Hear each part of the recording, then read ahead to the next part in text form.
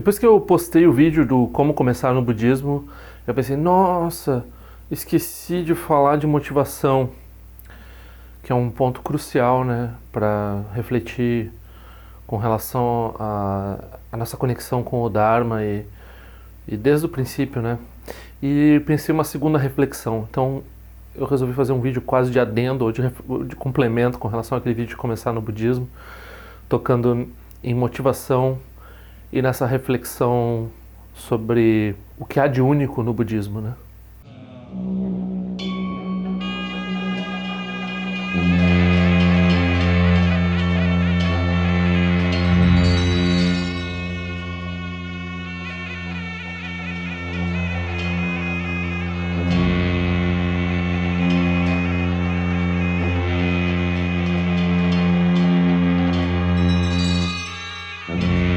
Como começar? Reflexão sobre motivação e a raridade do Dharma. Com relação à motivação, a motivação no budismo tem duas etapas. Um é entender um pouco o que é felicidade condicionada ou temporária, né? Então, nós vamos olhando tudo que nós estamos buscando em termos de satisfação, felicidade, sentido, e nós analisamos coisa por coisa e pensamos, essa coisa, essa relação, esse objeto, essa ideia, essa ideologia, isso é permanente, isso é satisfatório, isso é definitivo, isso é verdadeiramente suficiente, né? O objetivo não é criticar nenhuma dessas coisas. Então a gente pensa, nossos relacionamentos interpessoais, nossa família, carreira, dinheiro, filosofia, entendimento de ciência, entretenimento, arte, todos esses elementos a gente começa a considerar. Eu vou encontrar satisfação verdadeira nisso? Eu já encontrei satisfação verdadeira nisso? Essa satisfação, para ela ser verdadeira, ela tem que ser do tipo assim, eu encontrei essa satisfação e depois eu não precisei de mais nenhuma outra. Em nenhum momento aquilo se tornou um problema também, né? Aquilo permaneceu sendo fonte de satisfação. E nós temos uma ideia de que aquilo vai permanecer sendo fonte de satisfação, necessariamente. Então, considerando que nós morremos, considerando que o universo também passa por movimentações aí que a gente pode dizer que ele acaba, né? Pode ser que ele continue depois, mas as configurações todas se perdem, né? Então, considerando que nada que a gente se fixou até agora funcionou de verdade, se a gente tiver coragem de fazer essa reflexão, então a gente descobre mais ou menos o que é samsara, né? A gente descobre mais ou menos o que é a experiência cíclica. Que as coisas que agora nos dão satisfação, depois não nos dão mais satisfação ou até nos incomodam, né? Até se tornam fonte de tristeza. Então, entendendo essa insatisfatoriedade inerente a todas as coisas, nós concebemos essa ideia de Buda, ou essa ideia de Dharma, e dizemos, vamos ver se nisso tem satisfação verdadeira, se nisso tem. Essa é a primeira motivação, primeira ideia de motivação que a gente deve refletir com relação. Então buscar eliminar todas as, né, eliminar todas as possibilidades de conseguir algo de uma fonte condicionada e tentar entender o que é essa coisa incondicionada, o que é essa coisa além dos extremos, que a gente chama de Buda, que a gente chama de Dharma, né? Então, quando a gente chega a uma conclusão com relação a isso, então se diz toma refúgio, né? Então a pessoa se torna um praticante do Dharma, quer dizer, se torna um aspirante a praticar o Dharma. Daí, se ela praticar mesmo, daí ela vai ser um praticante do Dharma, né? Mas aí pelo menos ela tem a motivação, né, perspectiva correta. Mas essa motivação, ela ainda tem um outro elemento, né? Então esse primeiro elemento é um elemento da direção estar correta. Então a direção correta é em buscar algo em reconhecer a insatisfatoriedade de tudo e entender que, ou aceitar, ou investigar se há algo que não é condicionado, se há alguma satisfação ou um sentido que pode ser em algum sentido absoluto, né? Então, com essa motivação, a gente chama de refúgio, né? Aí, o segundo aspecto da motivação é pensar assim, os outros seres estão rodopiando por aí, muitas vezes buscando, a gente vê, né, quando a gente já um pouquinho mais maduro de idade, a gente vê seres mais jovens, assim, tentando encontrar satisfação em coisas que a gente já andou por lá, e a gente já viu que isso daí que você está investigando, isso daí eu já sou... aí tu tenta criticar, né, porque tu tá falando de uma posição que tu já teve por lá e a pessoa não acredita, às vezes ela tem que passar por aquilo por ela mesma, né? Então ela vai ter que ir lá quebrar a cara sozinha, assim. Não, né, a gente tá falando aí de ideologias, de coisas de autores, de drogas, de ídolos do rock. A gente está falando de uma série de coisas que as pessoas elas tentam, né? Vai ver, é no vinho. Se eu aprender a degustar vinho, tem gente que é assim. Vai ter né? Vou me dedicar a isso. Daí tem um hobby, assim, né?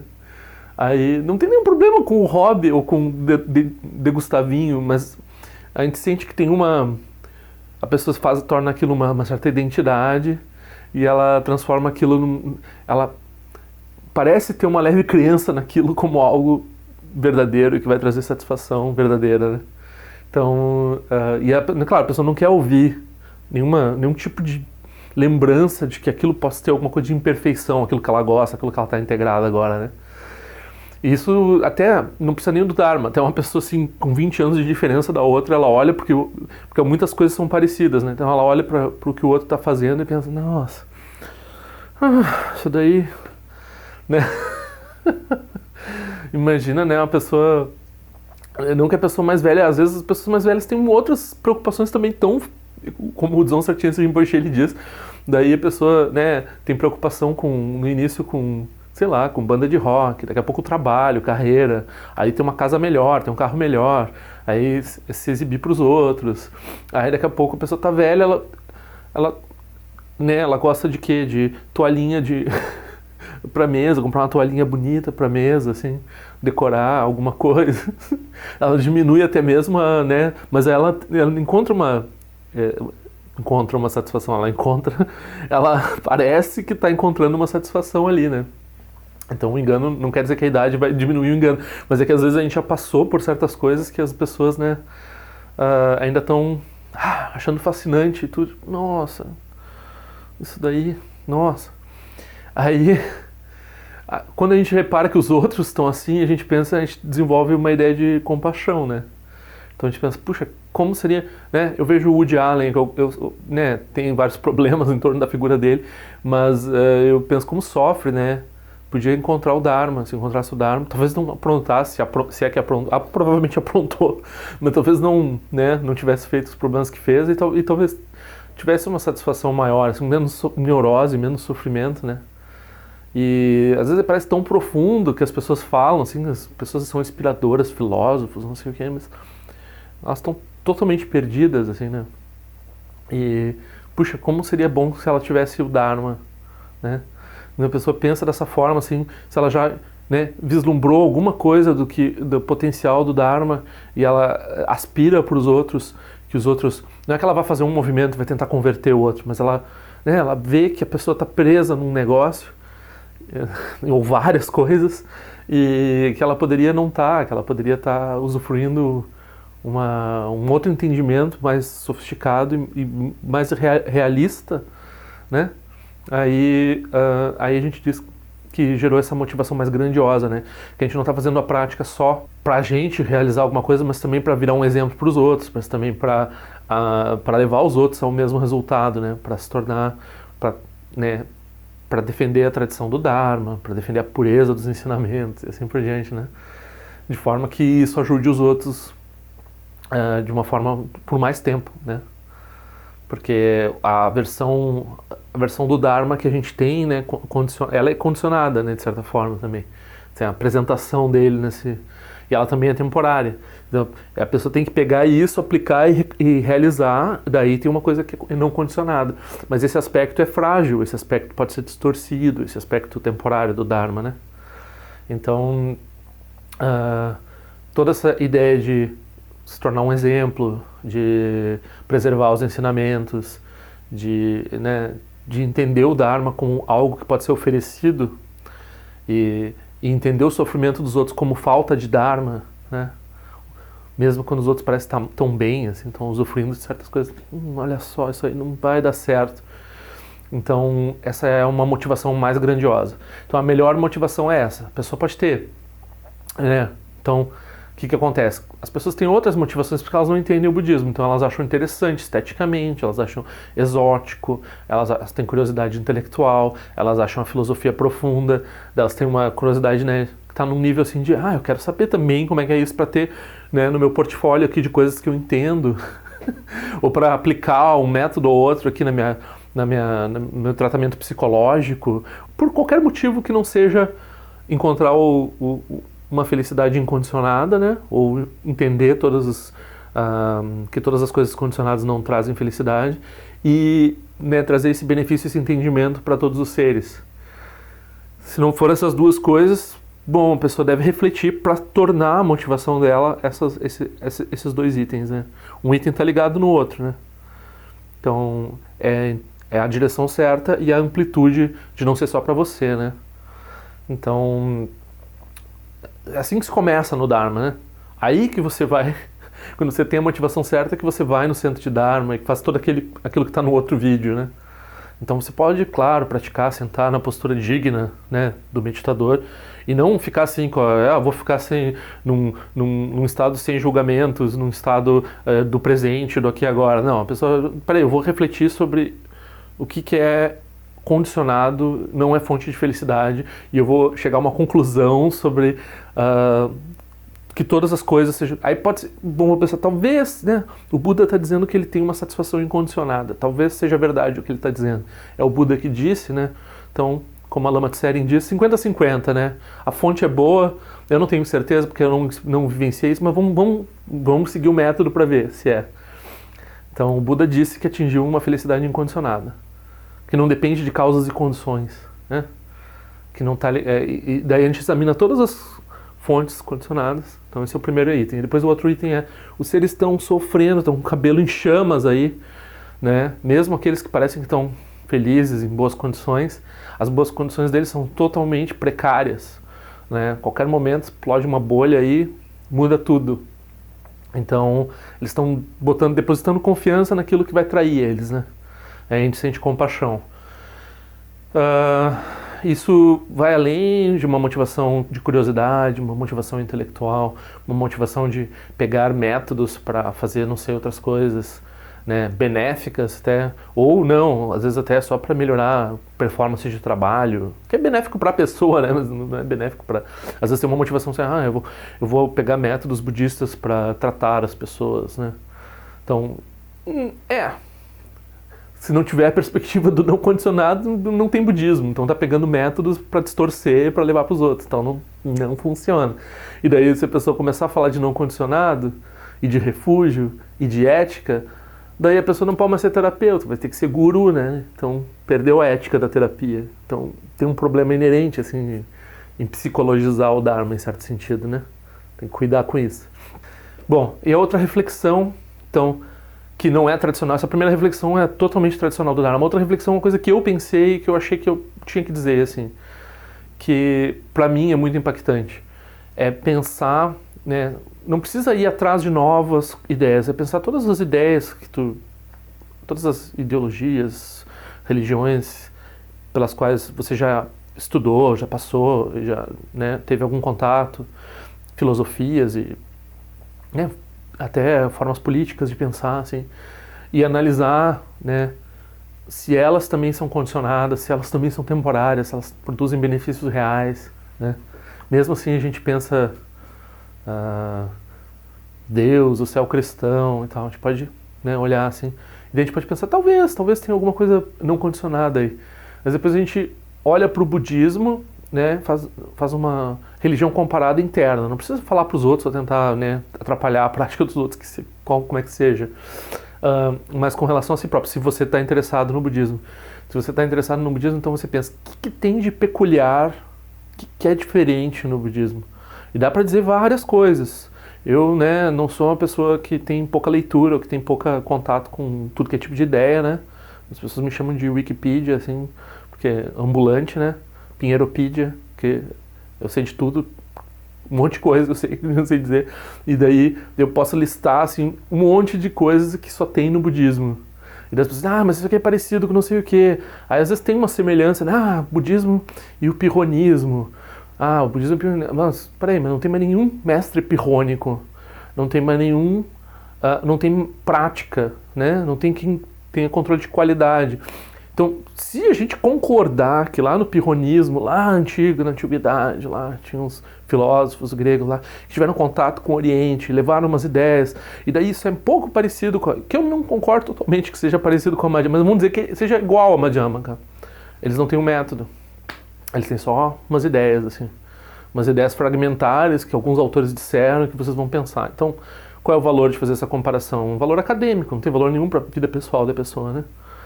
Então, é assim como o Wittgenstein. Wittgenstein é muito semelhante a certas ideias muito sofisticadas no Dharma, né? Tô falando de filosofia porque filosofia é uma coisa que é um métier, né?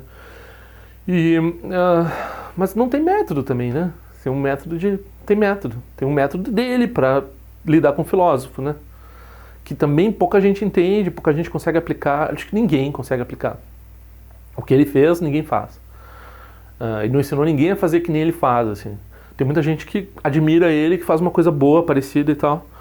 Mas é tudo intelectual dentro da filosofia, não tem nenhum método de transformação na vida, não está ninguém fazendo que nem ele, largando o dinheiro todo da família dele para viver que nem um pobre, que é uma coisa assim, né, uma mudança de vida. Não vou dizer que é certo ou é errado, mas indica que tem uma seriedade na busca filosófica dele. Se ele muda, né, uma coisa grave como o modo de vida dele, de sustento, né, e tinha uma autenticidade no que ele fazia, né, mas os seguidores, eu não sei, né, não sei se, né, acho que a maioria das pessoas que está na filosofia está aí querendo ganhar um dinheiro dando aula, né, e publicando e subindo academicamente e tal, né, tem uma carreira ali, né, uma carreira acadêmica. Então, né, não só filosofia, mas, né, arte, né, ou certas celebridades que a gente gosta, certos ídolos que a gente tem de literatura, de, né, Dostoiévski, puxa, tão brilhante, né, tão profundo, Shakespeare mostra a natureza dos seres humanos e tal. Tem um método? Tem uma, né, não, tem coisas muito ricas, coisas muito brilhantes, mas não geralmente o que não tem é uma vastidão de... Bom, a maioria das vezes não tem a visão tão profunda quanto a do budismo. Eu diria até que as visões mais profundas do budismo são... Mas aí a pessoa, né, não pode aceitar porque eu estou dizendo. Então a pessoa vai ter que ir lá estudar filosofia, comparar, vai chegar à conclusão, não, pensar desse jeito aqui, ó, não tem meia dúzia no Ocidente. Assim, na tradição, né, cristã, na tradição filosófica, na tradição, né, psicológica, tudo, tu vai encontrar, tu vai listar assim, uma visão que chega, que tu diz assim, Madhyamaka, né, Yogacara, chega perto, assim, numa visão sofisticada, assim, e sem derrapar em nada que vai depois dar um problema grave. Porque às vezes eles, né, Kant, né, por exemplo, ele é super profundo, chega super perto, assim, quando vê, sai da curva, assim, leva para um precipício, assim, na visão do Dharma, né. Então, com vários amigos meus que são budistas e que cursaram filosofia, eu comento isso, né. Puxa, mas eles parecem, às vezes, eles estão falando quase da mesma coisa, assim, né, eles estão chegando tão perto, assim. Aí depois eles vão lá e querem se segurar em alguma coisa. Geralmente o discurso, a linguagem, né, porque, né, senão, né, daí eles vão lá deixar de ser filósofos, né, não é isso que eles querem, né, a filosofia não tem esse método para, quer dizer, tirando, né, Wittgenstein, esse método para se livrar da filosofia. O Dharma toda hora está falando assim, que tem né, é uma coisa que funciona e depois para de ser um obstáculo para si mesma, assim, né? Não, Prajnaparamita, né, o entendimento do Mahayana é todo baseado nisso, assim, todo baseado de usar o método e o método não se tornar ele mesmo um obstáculo para fruição, para o usufruto da realização, né? Nossa, e esse ponto acho que só o Wittgenstein. Acho que não tem ninguém que desenvolveu paralelamente em lugar nenhum, em ideia nenhuma, né? Mas daí, né, o Wittgenstein não tem método, não tem toda, né? Não tem a prática, né? Não tem. Então esse exame, assim, a pessoa não precisa, né? Daí agora ela pega o set, né? O conjunto de coisas que ela já tem, assim, e ela vai comparando com o Dharma e ela vai, se ela for honesta, se ela for profundamente dentro do Dharma, mesmo intelectualmente estudando um pouquinho, ela vai ver que não tem nada igual ao budismo, né? E a pessoa vai com essa mentalidade assim, mas peraí, tá bem parecido aqui, mas o que pode ser que no budismo não seja um pouquinho diferente, seja um pouquinho mais, né? Olha, essa reflexão, daí também a pessoa vai entender o valor, né, e vai querer tomar refúgio. Se a pessoa tiver uma ideia de que, mas isso aqui é tão bom, né, quanto o Dharma, né? Então daí ela tem daí ela vai oscilar, daí não vai ter uma prática muito efetiva, assim. Muita gente trabalha assim. Muita gente trabalha com 6 ou 7 ou 8 ou 10 pratos, assim. Mas eu faço budismo, mas eu também não sei o quê. Olha, só o budismo, só uma tradição, só um pedacinho de uma tradição, só uma prática, 2 práticas, elas ocupam... a pessoa diz, eu não tenho tempo para praticar, não tenho tempo para praticar, porque tu tem um monte de outras prioridades, porque tu não refletiu o suficiente sobre a raridade e a preciosidade do Dharma, né? Então essas duas... Acho que também essa reflexão tem essa raridade e preciosidade do nascimento humano e tem também a raridade e preciosidade do Dharma, né? Das condições externas. Acho que essas reflexões, elas são tradicionais também. Eu que estou inventando aí, que foi eu que inventei isso, não. Isso daí é tradicional também. Então, motivação e raridade e preciosidade dos ensinamentos. É assim que se começa no Dharma. Daí a pessoa investiga o lugar, vai lá, né? Faz o que está no outro vídeo, então. Não conseguia dormir de noite pensando que eu não tinha falado em motivação no vídeo do como começar, né?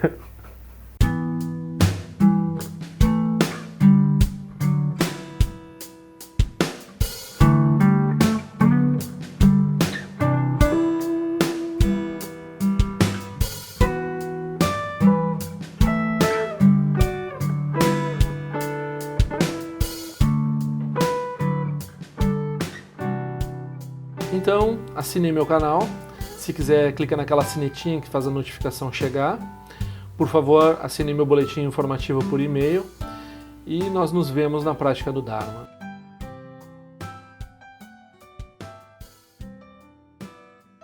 Ao longo de minhas muitas vidas e até este momento, todas as virtudes que tenho alcançado, inclusive o mérito gerado por essa prática e todas as que vier a conseguir, ofereço para o bem-estar dos seres sencientes. Possam a doença, a guerra, a fome e o sofrimento diminuir para todos os seres, enquanto sua sabedoria e compaixão aumentam nesta e em vidas futuras. Possa eu claramente perceber todas as experiências como sendo tão insubstanciais como o tecido do sonho durante a noite e imediatamente despertar para perceber a manifestação de sabedoria pura no surgir de cada fenômeno. Possa eu rapidamente alcançar a iluminação para trabalhar sem cessar pela liberação de todos os seres. Ganirawe Korajin Kazumbana Dewa Malujin Wene Jerezi Wante Jinjazo Eza Peka Jabadu Tenjo Chi Om Sochi Jamen Jabene Jana Sawa Kunchatu Jeo Zetari Baben Jondo Tode Rumperoni Jogizazu Datu Tenjo Chi Chime Konye Pema Samba Osa Sona Jante Zenu Pai Garju Wanshu Juki Trupiko Kusese Shinse Zinda Shin Shua Jingme Tuju Trupanangi Wancho Tuno Trupantenor Buyen Neko Pomulura Sane Lundu Dileta Tu Tenjo Chi Peme Jason Peme Rizo Jepeme Dan Laji Kusesu Wan Pema Chochi Drama Rizo Jindoni Peme Lunche Drujo Chi Pende Jungwane Jembo Dempa Yori Nepa Dan Demba Zimbe Jebonan Kusenja Sentenjo Chi Du Sun Sanje Guru Rinpo Shengon Du Kunda Dewa Jumbo Jaba Che Kunsa Tu Tuta Pasa So Adev So Jinje Lab Tu So Shina Sangwe Baje Jua Dan Zambalon Jeru Pajende Loba Ma Hon Baja Guru Pema Sede Ken Loja Zon Reloja Zan Lisa Sun Jaba Pedro Jusho Sunangwa Damira Do Sungele Show